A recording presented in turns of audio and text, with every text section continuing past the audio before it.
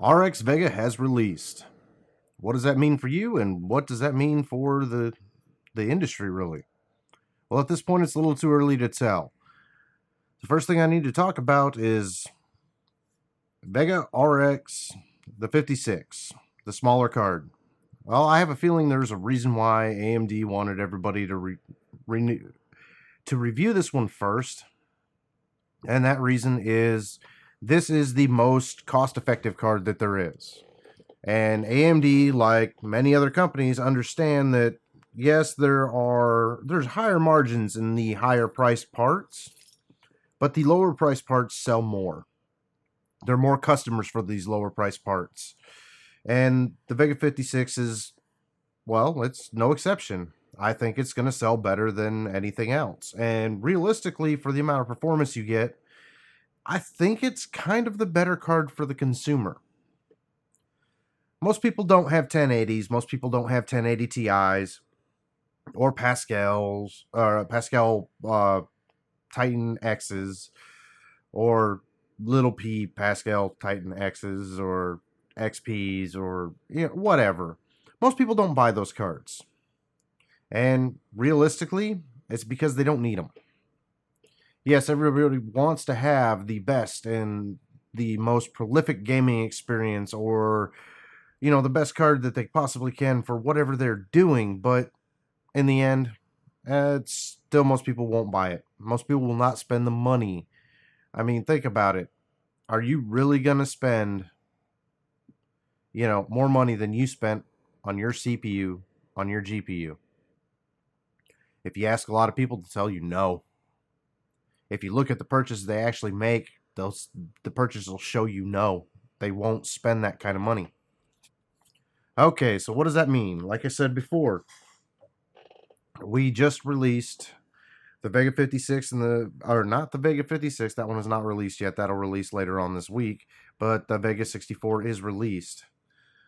And it's sold out everywhere that I have seen. It has sold out. Newegg does not have it in stock. Amazon does not have it in stock.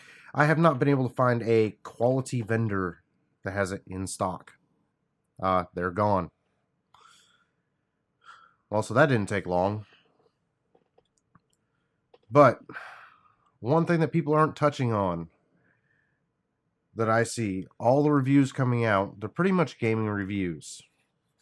That's great for a good portion of the populace. But for those of us who are in business, those of us who use things from a business perspective, what does RX Vega mean for you? This is where the card comes into its own. Whether it's the 56 or the 64, it doesn't matter. These cards are not as cut down from Vega FE as I thought they were going to be. They leave intact most of the computing performance of Vega FE. So what does that mean? If you are running Premiere and you can afford a Vega 56 or a 1070 for Premiere, that 56 is going to be a lot better for your workflow. It's going to be a whole lot better. It's going to cut your rendering times completely down. If you can afford a 64 or 1080, I'm going to say the same thing there. That 64 is going to cut down your times tremendously and improve your workflow.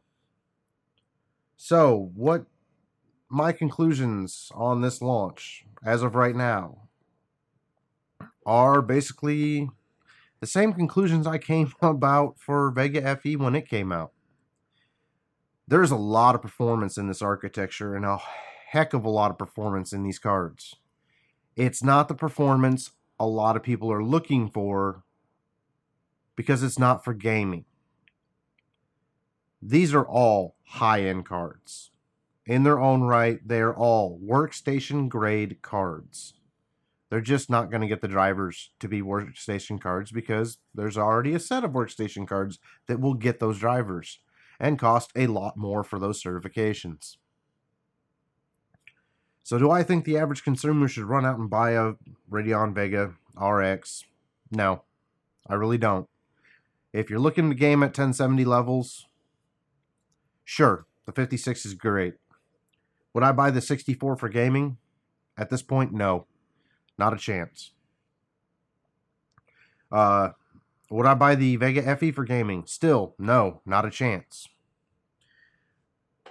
I was under the firm assumption that AMD was going to be releasing some new drivers for everything for the Vega lineup completely. Well, Vega FE kind of got skipped on that, which is a little upsetting. We still haven't seen the new driver for it. And honestly, the Vega RX drivers are not finished either. They're far from finished. So, what does that mean? Well, I've said it before, the drivers are shit. And they continue to be shit. I'm a little upset with AMD. I'm going to call them out for this. There is no way in hell at this point these drivers should be this bad. This card came out late. You had extra time to work on drivers. I don't understand. I just don't. You knew you were going to be putting out this architecture last year, and you're still not done with the damn drivers. I don't understand. The performance is there. The card is worth it. The hardware is great. Your software sucks. Your drivers suck. Your implementation sucks. Hopefully this gets resolved soon. And you know, for all I know, they're waiting until the actual release of the Vega 56. There's no way to tell at this point. I don't have any ins at AMD. In which case, I believe that's coming on the 18th. Maybe they're not waiting on that. Maybe they just don't know how to implement the drivers. Well, you know, it's your baby, AMD. You need to pick up the slack. Get going on it. And get something to market as far as software goes that's able to keep up with your own cards. Because there's a lot of untapped potential in these Vega cards. A whole lot. Now, as I said before, to be an NVIDIA killer, it needed a second rendition, or it would have needed a process drop or something like that to really be able to outperform what NVIDIA has on the table right now. And I don't think that this is ever going to outperform. I don't think anything from this level of Vega architecture, this rendition, is going to ever outperform the 1080 Ti. I haven't ever thought that, just for the simple fact of the matter is the 1080 Ti never existed when AMD was developing and testing these cards. A lot of people forget that. The 1080 Ti came out a couple months ago, not years ago. And the fact that the 1080 Ti came out a couple months ago, I want y'all to understand that NVIDIA is probably going to sandbag. In other words, we're going to get a Pascal refresh. The Volta, yeah, no, it's not happening. We're most likely going to get a Pascal refresh at some point. That's just what they're going to do. And that's because they can make money off of it. They dropped down to that new process that they were talking about going to, I think from the 14 down to the 12 nanometer. Yeah, I think that's what's going to happen. Okay. Well, like I said, this video was really about RX Vega and how it's going to compare to what's out there and what's going on. For business, RX Vega makes sense, although the drivers still don't. For gaming, the 56 makes sense. And I'm sure with AIB partners, it's going to dominate the 1070. The 64 at this point in time does not make sense. From what I can see, from all the benchmarks and everything else that all the other reviewers have put out, everything I've read, the 64 just does not make sense at this time. I mean, unless something happens that I just can't figure out.